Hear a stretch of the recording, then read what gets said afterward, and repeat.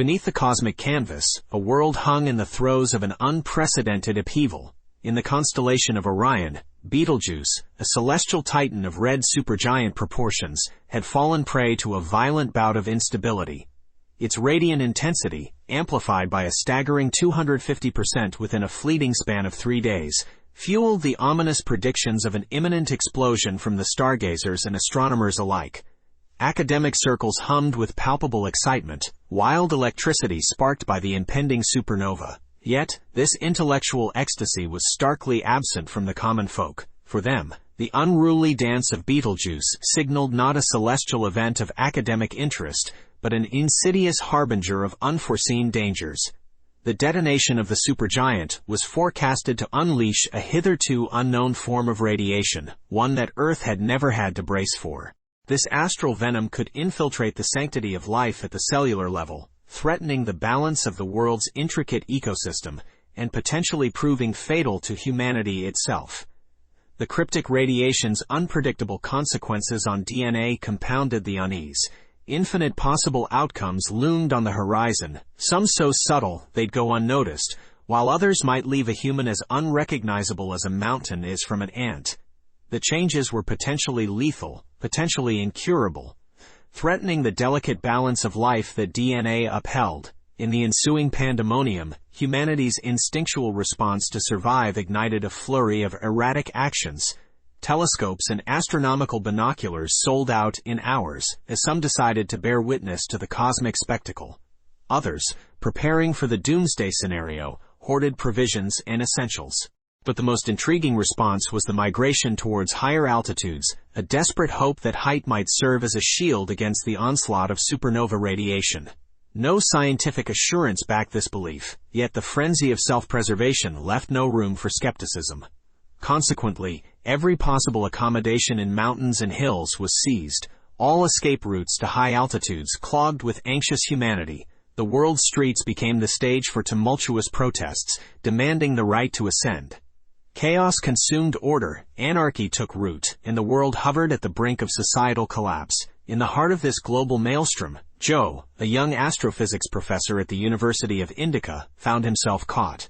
A lifelong devotee of the cosmos, his fascination had birthed a quest to understand humanity's place within the grand universal tapestry. His trusty binoculars, his window to the infinite beyond, never gathered dust. Little did he know that his dedication to his beloved stars would soon place him at the epicenter of the coming storm. Amid the chaotic orchestra of the universe, Joe was a solitary note, resonating on his own frequency. Life in the orphanage was all he knew. The confines of his existence mirrored the confines of his knowledge about his origins. An outsider, he had constructed his own familial bonds, not by blood, but through shared humanity and empathy.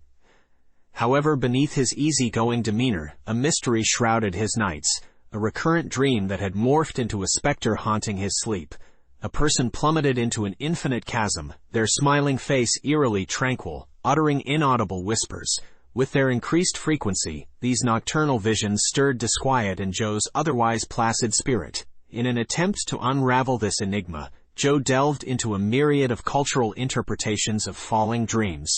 A double-edged sword, they were signs of prosperity for some, while warnings of impending doom for others. Teetering between these polarities, Joe remained steadfast, aware that dreams often reflected the labyrinth of one's subconscious. His nightmare was a riddle he was intent on solving. During a lecture, Joe, now a respected astrophysics professor, found himself explaining gravity measurements through electromagnetic forces. Alice, the brightest star in his academic galaxy, shot her hand into the air, impatience etched on her face. Her continuous experiments had exposed a glaring flaw in their collective plan. "Will our plan work?" Alice demanded, breaking the lecture's rhythm. Joe, unflustered, replied in his signature soft yet firm tone, "Alice, how many times do I have to tell you to focus on the class and not keep recomputing the umbrella project during class hours? But sir, the supernova is only 2 days away," Alice countered, worry creasing her brow. "We still haven't figured it all out completely. How can I focus on the class when I know that we might all get hurt or possibly even die 2 days from now?" "Leave the calculations to me," Joe retorted calmly. "I know that there is a gap, and I have accounted for it. I will manually redirect the beams to the ground, where I have kept the cooled liquids to absorb the radiation." So now, if you would please concentrate on the magnetic force shown in this diagram on the board, thank you." Though Alice complied and settled down, a shadow of worry still lingered on her face. Their bond, forged in the crucible of their university years and cemented by a shared fascination with cosmic wonders, was now tested by this impending supernova. Despite Joe's reassurances, she understood the gravity of their situation. Their plan had to work. If it failed, the consequences were unthinkable. Alice inhaled deeply, an attempt to wrangle her focus back onto the lesson, but the impending supernova loomed over her thoughts, casting an insurmountable shadow. The end, it seemed, was nigh, and she was grappling with how to digest that. Yet, in the face of this cataclysmic event, an unexpected unity had blossomed among the world's governments. They were racing against the cosmic clock, constructing a global shield to guard Earth from the lethal radiation. Positioned along the orbital trajectory of GPS satellites, the shield's effectiveness was contingent on proximity. Those closer to the stratosphere stood to benefit the most. In an ideal world, this information would have remained confidential, staving off potential public panic. However, we live in a far from ideal world. An online group, Anonymous, had blown the lid off these plans, plastering the data across social media platforms. Initially, it was a drop in the digital ocean, overlooked in the constant onslaught of information. But when posts started disappearing, the public took notice, propelling the information into the viral stratosphere. Chaos ensued, punctuated by paranoia. Doubt about the government's transparency blossomed as citizens hoarded food, water, and materials for makeshift fallout shelters.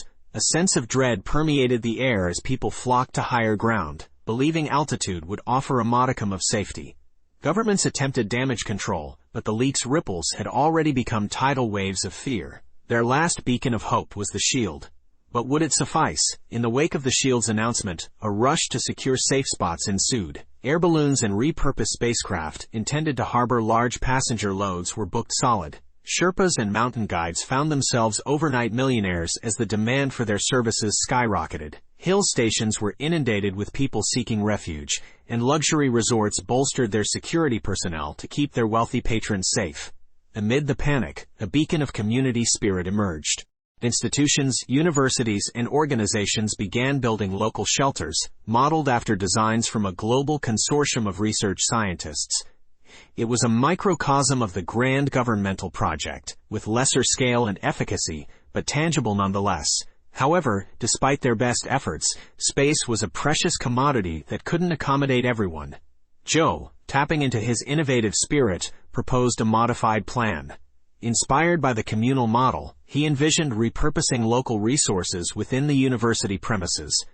His proposal garnered the university authorities' approval, and soon the building was adorned with a protective layer. In the face of such uncertainty, students, their families, and local residents, who were unsuccessful in securing spots on the airships or in the high-altitude accommodations, found solace within the university's fortified walls. The world was caught in the throes of turmoil, yet within the walls of Joe's university, a steadfast resolve. The supernova, while a daunting adversary, was a challenge they could overcome through unity. However, due to a shortage of essential components, their modified shield design possessed a significant flaw, a gaping hole towards the center. This was the predicament gnawing at Alice's thoughts. Their proposed solution entailed a lone operator manually steering the shield's gap toward a specially prepared ground area. This spot was saturated with a cooling liquid, purported to absorb the inbound radiation. The burden of this role fell on Joe's shoulders. He was, after all, the architect of this modified design. Throughout the world, individuals were stepping into the roles of reluctant heroes, not for glory, but out of a necessity birthed from humanity's dire situation. One such individual was Chester, a rookie police officer nervous about his first shift. He found himself called to protect vital components of the global shield during their transit. Under normal circumstances, this would be a military endeavor, but with civil unrest demanding their attention, the task fell to the city's police force. Chester and his peers were to forge a green corridor, a safe passage through the city to ensure the equipment made it safely to the airport. The stakes were unprecedented. The safe delivery of these components was tantamount to the survival of humanity. However, Chester was late to his shift, a delay caused by an act of compassion. An elderly lady had lost her purse while out buying her grandson's favorite chocolate, intending it to be a parting gift before their journey to the airship. Seeing the raw emotion etched on her face, Chester felt compelled to help. He questioned passers-by and meticulously retraced her path, but her purse remained elusive. So with a comforting smile, Chester did the next best thing. He bought the desired chocolates from a nearby shop, gifting them to the distraught grandmother. Despite the impending catastrophe, he reminded her that kindness and empathy were not yet lost. Late to his shift by nearly an hour, Chester had to take the tail position of the security convoy, separating him from his colleagues. His nerves were already on edge, and the isolation did little to help. Trying to reach his friends via radio, he received no immediate response. Route number 764, Chester calling on the broadcast to Albert, Jerry, Michelle, and Sam. Ring. Ring. I am in the second-last position of the convoy. Hope everyone else is riding together. Finally, Albert's voice came through the radio. Chester, this is Albert. We can hear you. Yes, we are riding together in the middle section. We are close to the shield containers. Let's meet up at the airport. Sam is buying all of us drinks this time. I'm not sure if we are allowed to drink during duty. Chester, my pal, don't be so formal all the time. Take it easy, dude. This is the last place anyone would look for trouble right now. You just need to tail along. See you at the airport. Chester felt a ripple of relief hearing his friends. He had no intention of joining them for drinks, but their friendly banter helped allay his anxiety. The heavily guarded convoy, carrying the global shield, advanced slowly and cautiously through the city streets, with every available police officer assigned to ensure its secure passage. About half an hour into the short ride to the airport, an unexpected threat materialized. A yellow cab accelerating rapidly towards Chester's position at the end of the convoy. At first, Chester presumed the driver had dozed off, but the echo of gunshots painted a more sinister picture. The cab with its armed driver was attempting to overtake him. Faced with this imminent danger, Chester had to make a split-second decision: outrun the cab, risking being shot, or attempt to ram the cab off the road, which could trigger a destructive pileup. Trapped in this precarious situation with no time to confer with his colleagues via radio, Chester was forced to act. He steeled himself, inhaled deeply, and yanked his steering wheel violently. His police car collided with the cab, and both vehicles were hurled into a spin. An explosive sound reverberated through the air, and Chester was flung from his police car. He hit the ground hard but remained conscious. As he glanced up, he saw the remnants of the cab, its driver conspicuously absent. In the face of immediate danger, Chester had chosen to act, and it was this decisive action that had kept him alive. Chester's quick thinking averted a disaster. He halted a cab laden with explosives, ensuring the safe passage of the shield convoy. As the countdown to the supernova continued, such threats were escalating worldwide. Some religious and radical groups objected to human intervention in what they deemed nature's course, but there was no time for debate or negotiation. Time was a luxury no one had. Betelgeuse, a red supergiant star, is an astronomical titan, marked by its size and brightness. It lies within the constellation Orion, and is one of the most radiant stars in the night sky. As it edges towards its inevitable demise, Betelgeuse will begin to expand, increasing in luminosity. Astronomers have observed Betelgeuse's gradual brightening for years. However, in the run-up to the supernova, the star will undergo a swift transformation, its brightness intensifying, and its color shifting from red to white. The supernova explosion, though brief, lasting mere seconds, will be exceptionally brilliant, releasing a colossal amount of energy, rendering it visible even in daylight. These changes in Betelgeuse will become apparent to Earth's inhabitants over several days. They'll observe the star brightening and transitioning into a white dwarf before culminating in a spectacular supernova. Here's a rough timeline. Day 1. Betelgeuse starts to brighten. Day 2. Betelgeuse continues to brighten and begins to change color. Day 3. Betelgeuse transitions into a white dwarf. Day 4. Betelgeuse erupts in a supernova. This supernova explosion is a once-in-a-lifetime spectacle, a period of profound awe and wonder, but also of grave danger due to the potentially harmful radiation it will unleash. As the world teetered on the brink of chaos, everyone, governments, scientists, public workers, rich and poor, students, parents, and the elderly, was preparing for the worst. Governments worldwide were tirelessly working to erect a global shield to safeguard the planet from the supernova's radioactive onslaught. Scientists were closely monitoring Betelgeuse, trying to predict the aftermath of its explosion, and brainstorming ways to protect Earth's lifeforms. Meanwhile, public workers were constructing shelters, amassing food and water, and ensuring medical preparedness.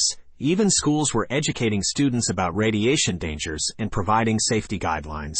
A group of government officials are meeting to discuss the implications of the supernova. They are trying to decide what to do to protect the people of the Earth. They know that this is a major crisis, and they need to act quickly. At the meeting, there was a palpable sense of urgency and desperation. The officials were well aware of the gravity of the situation, and they understood that any decision they made could significantly impact the survival of humanity.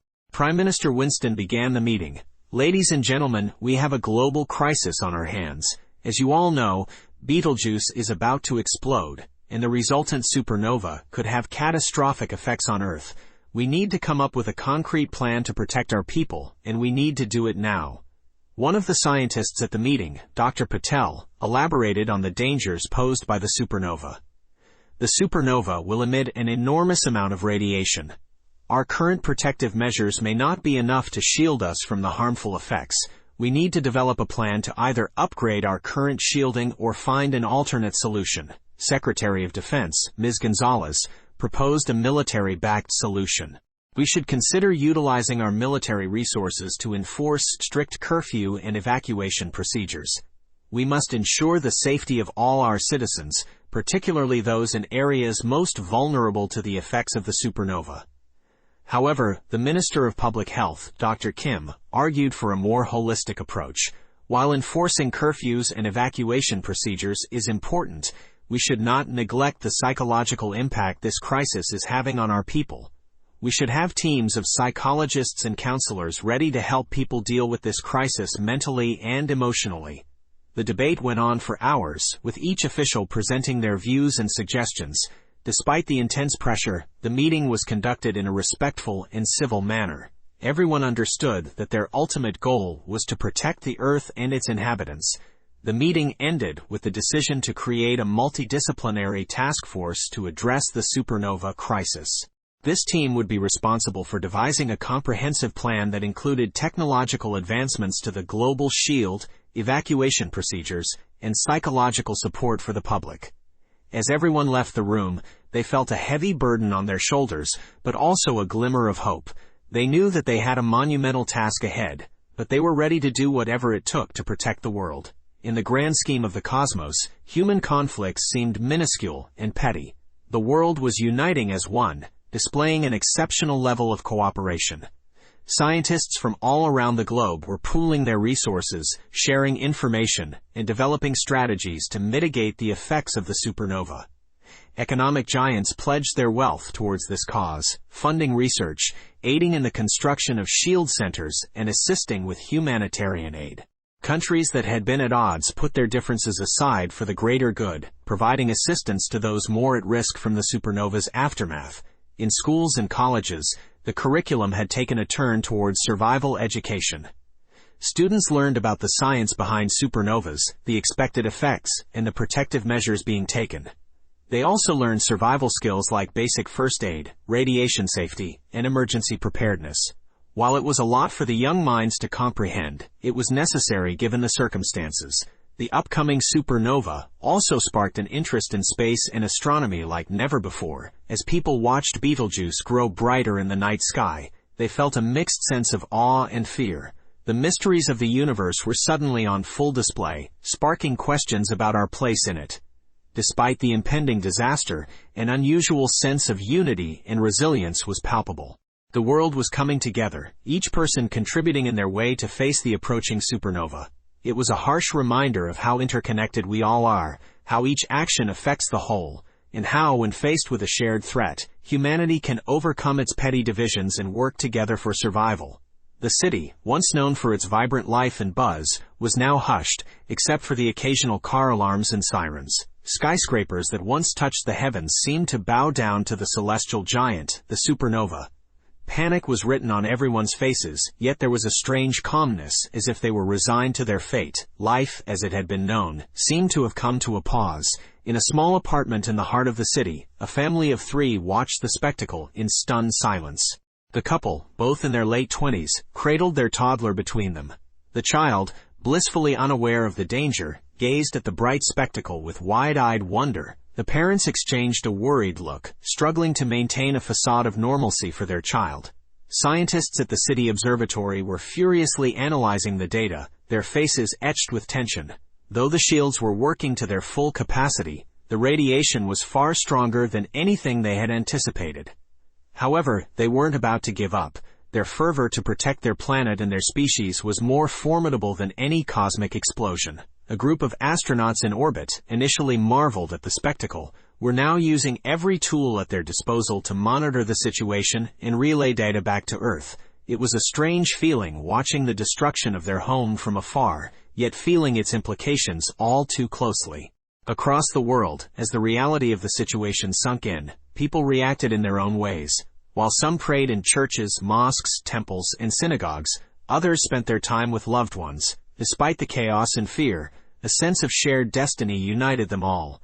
While the light from the supernova blazed brilliantly in the Earth's sky, a wave of dread spread across the planet. The people on Earth, upon seeing the brilliant spectacle in the sky, were initially captivated by the ethereal beauty. However, that marvel soon turned into trepidation as the brilliant illumination became a harsh, unyielding daylight in the middle of the night.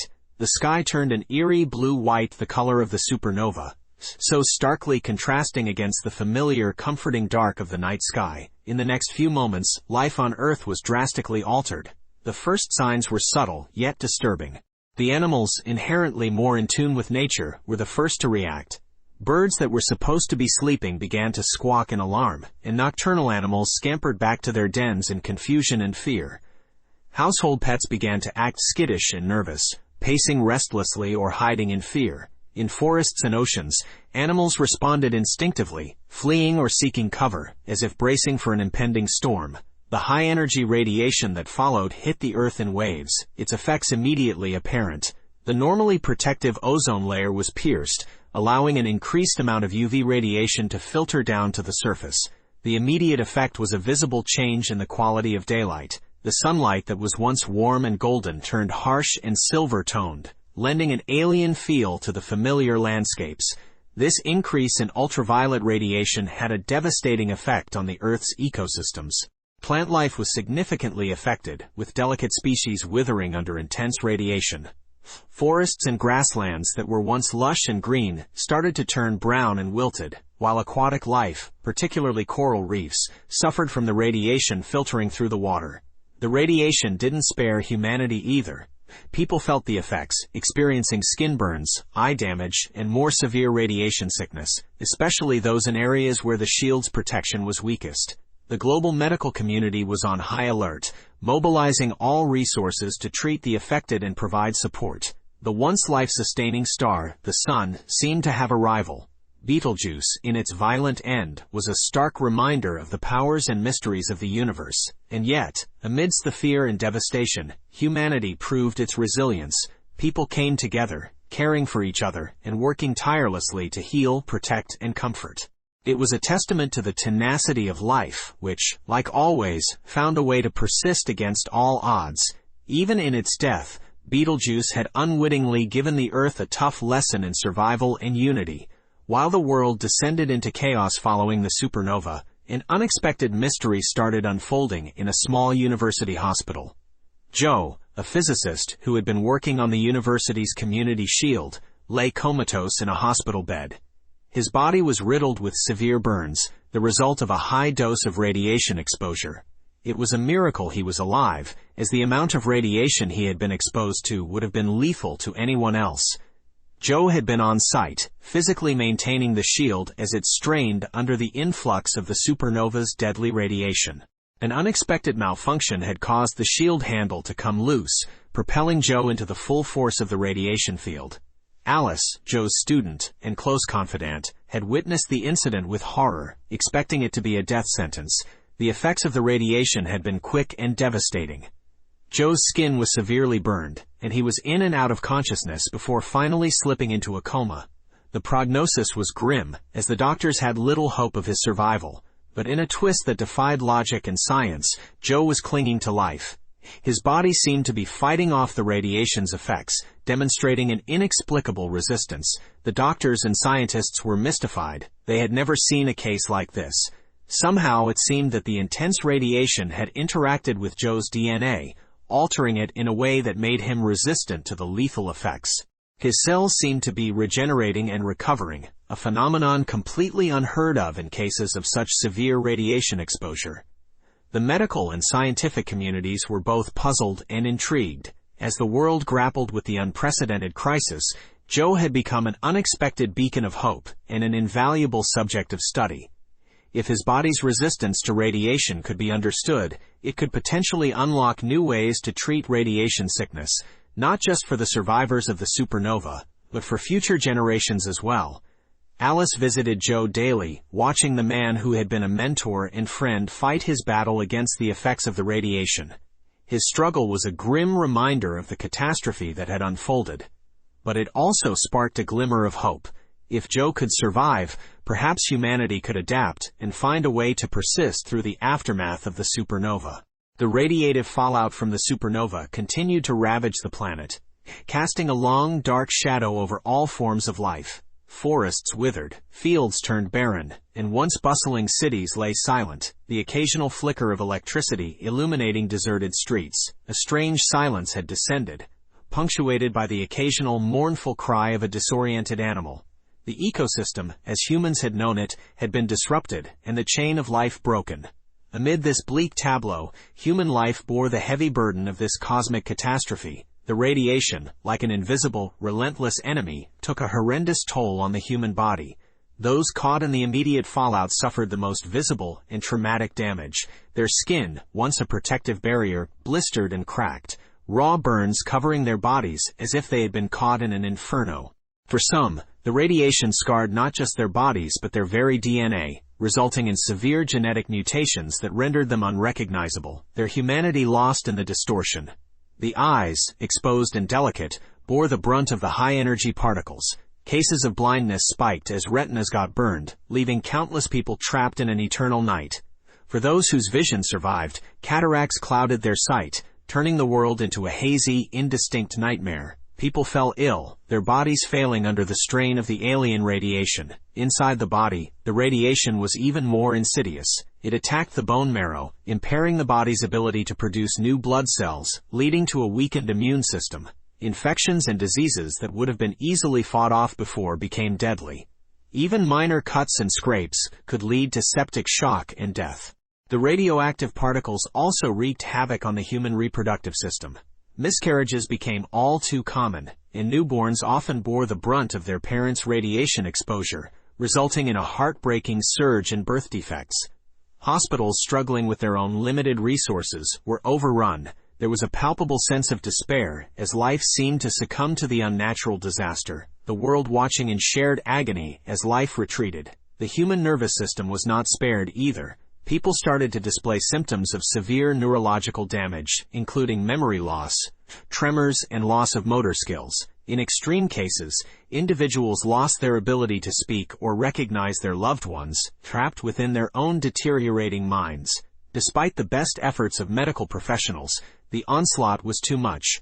Life as everyone knew it was disintegrating, the fabric of human society shredded by the fallout of the supernova. The image of a thriving, bustling humanity was replaced by a grim reality of survival in a world under siege by an unseen cosmic enemy. Species across the board were affected, the radiation leaving nothing untouched. Many animal species, unable to cope with the sudden change in the environment, started dying out. The sight of lifeless birds fallen from the sky, fish washed ashore, and once robust mammals reduced to frail shadows of their former selves became all too common. The world seemed to be on the brink of a precipice, teetering on the edge of an abyss, as the ongoing devastation raised questions about the future of life on Earth. In the face of such adversity, hope seemed like a flickering flame against a storm, yet humanity held on, clinging to that feeble light, stubbornly refusing to let it be extinguished. The struggle was far from over. The full consequences of the supernova event were yet to be understood.